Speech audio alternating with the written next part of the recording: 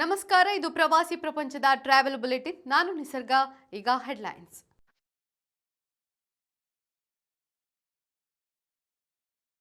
ಪ್ರವಾಸೋದ್ಯಮ ಇಲಾಖೆ ನೂತನ ಅಪ್ಲಿಕೇಶನ್, ಗೈಡ್ಗಳ ಸಂಪರ್ಕಕ್ಕೆ ಕರ್ನಾಟಕದ ಸುಲಭ ಸೂತ್ರ. ವನ್ಯಜೀವಿಗಳನ್ನು ಆಕ್ಟಿವ್ ಆಗಿಸಲು ಪರ್ಫ್ಯೂಮ್ ಮೊರೆ, ಪ್ರಾಣಿಗಳಿಗೂ ಪ್ರಾರಂಭವಾಯಿತ ಆಬ್ಸೆಷನ್ ಫಾರ್ ಮೆನ್. ಓಣಂ ಹಬ್ಬದ ವಿಶೇಷತೆಯನ್ನ ಜಗತ್ತಿಗೆ ತಿಳಿಸಬೇಕಿದೆ, ಪ್ರವಾಸೋದ್ಯಮ ಸಚಿವ ಪಿಸಿ ವಿಷ್ಣುನಾಥ್ ಅಭಿಪ್ರಾಯ.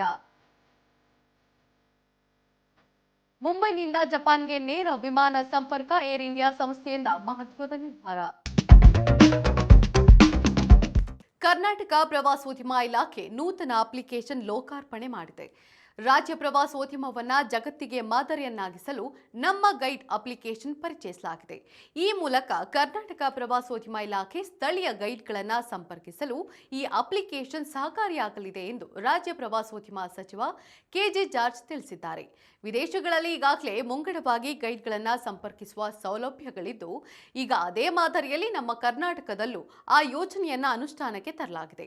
ಅತಿ ಮುಖ್ಯವಾಗಿ ಕರ್ನಾಟಕದ ತಾಣಗಳಿಗೆ ಆಗಮಿಸುವ ವಿದೇಶಿಗರಿಗೆ ಈ ಅಪ್ಲಿಕೇಶನ್ ಉಪಯುಕ್ತವಾಗಲಿದೆ ಎಂದು ಸಚಿವ ಜಾರ್ಜ್ ತಿಳಿಸಿದ್ದಾರೆ.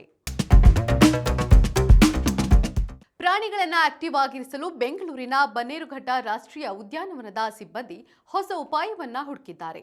ಮೆನ್ಸ್ ಪರ್ಫ್ಯೂಮ್ ಸ್ಪ್ರೇ ಮಾಡಿರುವ ಒಂದು ಬಟ್ಟೆಯ ತುಂಡನ್ನ ಸಿಂಹ, ಹುಲಿ, ಚಿರತೆ ಮುಂತಾದ ಪ್ರಾಣಿಗಳ ಬೋನಿನಲ್ಲಿ ಇರಿಸಿದಾಗ ಬಟ್ಟೆಯ ಸುಗಂಧಕ್ಕೆ ಹತ್ತಿರ ಆಗಮಿಸಿದ ದೊಡ್ಡ ಬೆಕ್ಕುಗಳು ಆ ಬಟ್ಟೆಯೊಂದಿಗೆ ಆಟವಾಡತೊಡಗಿದ್ವು ಎಂದು ಮೃಗಾಲಯ ಸಿಬ್ಬಂದಿ ತಿಳಿಸಿದ್ದಾರೆ.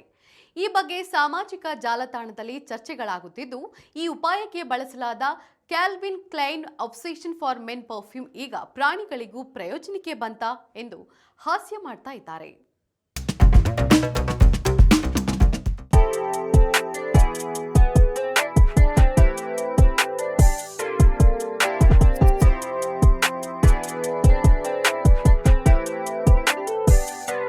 ಕಾರ್ಕ್ ನಗರವನ್ನ ವಿಶಿಷ್ಟ ಸಂಸ್ಕೃತಿ, ಬಂಡಾಯದ ಇತಿಹಾಸ ಮತ್ತು ಸ್ವತಂತ್ರ ಮನೋಭಾವಕ್ಕೆ ಹೆಸರಾಗಿದೆ.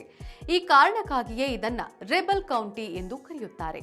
ಕಾರ್ಕ್ ಹಾರ್ಬರ್ ವಿಶ್ವದ ಅತ್ಯಂತ ದೊಡ್ಡ ನೈಸರ್ಗಿಕ ಬಂದರುಗಳ ಪಟ್ಟಿಯಲ್ಲಿ 2ನೇ ಸ್ಥಾನದಲ್ಲಿದೆ. ಐತಿಹಾಸಿಕವಾಗಿ ಇದು ನೌಕಾಪಡೆಗಳಿಗೆ ಮತ್ತು ವ್ಯಾಪಾರಕ್ಕೆ ಬಹಳ ಪ್ರಮುಖವಾದ ತಾಣವಾಗಿತ್ತು. ವಿಶ್ವ ಪ್ರಸಿದ್ಧ ಟೈಟಾನಿಕ್ ಹಡಗು ತನ್ನ ದುರದೃಷ್ಟಕರ ಪ್ರಯಾಣದಲ್ಲಿ ಅಟ್ಲಾಂಟಿಕ್ ಸಾಗರಕ್ಕೆ ಇಳಿಯುವ ಮೊದಲು ಕೊನೆಯದಾಗಿ ನಿಂತಿದ್ದು ಇದೇ ಕಾರ್ಕ್ ಕೌಂಟಿಯ ಕೋವ್ ಎಂಬ ಬಂದರಿನಲ್ಲಿ. ಇಂದಿಗೂ ಅಲ್ಲಿ ಟೈಟಾನಿಕ್ ಸ್ಮರಣಾರ್ಥವಾಗಿ ಮ್ಯೂಸಿಯಂ ಮತ್ತು ಸ್ಮಾರಕಗಳಿವೆ. ಕಾರ್ಕ್ ನಗರವು ಒಂದು ಕಾಲದಲ್ಲಿ ವಿಶ್ವದ ಅತಿ ದೊಡ್ಡ ಬೆಣ್ಣೆ ಮಾರುಕಟ್ಟೆಯನ್ನ ಹೊಂದಿತ್ತು. ಇಲ್ಲಿನ ಕಾರ್ಕ್ ಬಟರ್ ಎಕ್ಸ್ಚೇಂಜ್ ಮೂಲಕ ಪ್ರಪಂಚದಾದ್ಯಂತ ಬೆಣ್ಣೆಯನ್ನ ರಫ್ತು ಮಾಡಲಾಗ್ತಿತ್ತು. ಇದರ ನೆನಪಿಗಾಗಿ ಇಂದಿಗೂ ನಗರದಲ್ಲಿ ಒಂದು ವಿಶೇಷವಾದ ಬೆಣ್ಣೆ ಮ್ಯೂಸಿಯಂ ಇದೆ.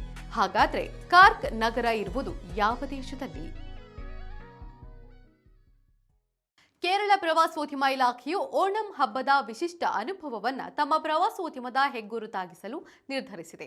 ಈ ಕುರಿತು ಮಾತನಾಡಿರುವ ಕೇರಳ ಪ್ರವಾಸೋದ್ಯಮ ಸಚಿವ ಪಿಸಿ ವಿಷ್ಣುನಾಥ್, ಓಣಂ ಅನ್ನ ಕೇವಲ ಹಬ್ಬವಾಗಿ ಮಾತ್ರವಲ್ಲದೆ ಪ್ರವಾಸಿಗರನ್ನ ಆಕರ್ಷಿಸಲು ಮತ್ತು ಸ್ಥಳೀಯ ಸಾಂಸ್ಕೃತಿಕ ಆಚರಣೆಗಳನ್ನು ಜನಪ್ರಿಯಗೊಳಿಸಲು ನಮ್ಮ ಸರ್ಕಾರ ಗಮನ ಹರಿಸಲಿದೆ ಎಂದು ತಿಳಿಸಿದ್ದಾರೆ. ತಮಿಳುನಾಡು, ಕರ್ನಾಟಕ ಮತ್ತು ಆಂಧ್ರಪ್ರದೇಶ ಮುಂತಾದ ರಾಜ್ಯಗಳ ಪ್ರವಾಸಿಗರು ಭಾಗವಹಿಸಲು ವಿವಿಧ ಸಾಂಸ್ಕೃತಿಕ ಚಟುವಟಿಕೆಗಳನ್ನು ಕೈಗೊಳ್ಳಲು ಪ್ರವಾಸೋದ್ಯಮ ಇಲಾಖೆ ಚಿಂತಿಸಿದೆ ಎಂದು ಸಚಿವ ವಿಷ್ಣುನಾಥ್ ತಿಳಿಸಿದ್ದಾರೆ. ಮುಂಬೈನಿಂದ ಜಪಾನ್ಗೆ ನೇರ ವಿಮಾನ ಸಂಪರ್ಕ ಕಲ್ಪಿಸಲು ಏರ್ ಇಂಡಿಯಾ ನಿರ್ಧರಿಸಿದೆ. ಈವರೆಗೆ ಮುಂಬೈ ವಿಮಾನ ನಿಲ್ದಾಣದಿಂದ ಜಪಾನ್ ತೆರಳುವ ಪ್ರಯಾಣಿಕರು ದೆಹಲಿ, ಬ್ಯಾಂಕಾಕ್, ಸಿಂಗಾಪುರ ಅಥವಾ ಹಾಂಗ್ಕಾಂಗ್ನಲ್ಲಿ ವಿಮಾನ ಬದಲಿಸಬೇಕಾಗ್ತಿತ್ತು. ಆದರೆ ಇನ್ನು ಮುಂದೆ ಮುಂಬೈನಿಂದ ಜಪಾನ್ಗೆ ನೇರ ವಿಮಾನ ಸಂಚರಿಸಲಿದ್ದು ಪ್ರಯಾಣಿಕರಿಗೆ ಪ್ರಯೋಜನವಾಗಲಿದೆ ಎಂದು ಏರ್ ಇಂಡಿಯಾ ತಿಳಿಸಿದೆ. ಜಪಾನಿಗೆ ನೇರ ಸಂಪರ್ಕವಿಲ್ಲದ 12ರಿಂದ 18 ಗಂಟೆಗಳ ಪ್ರಯಾಣ ಮಾಡಬೇಕಿತ್ತು. ಆದರೆ ಈ ನೇರ ವಿಮಾನ ಸಂಪರ್ಕದಿಂದಾಗಿ ಪ್ರಯಾಣ ಸಮಯ 9 ಗಂಟೆಗೆ ಇಳಿಕೆ ಆಗಲಿದೆ ಎಂದು ಸಂಸ್ಥೆ ತಿಳಿಸಿದೆ.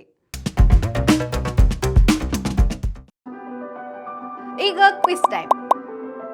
ಇಂದಿನ ಪ್ರಶ್ನೆ: ಭಾರತಕ್ಕೆ ಸೇರಿರುವ ದ್ವೀಪಗಳ ಸಂಖ್ಯೆ ಎಷ್ಟು?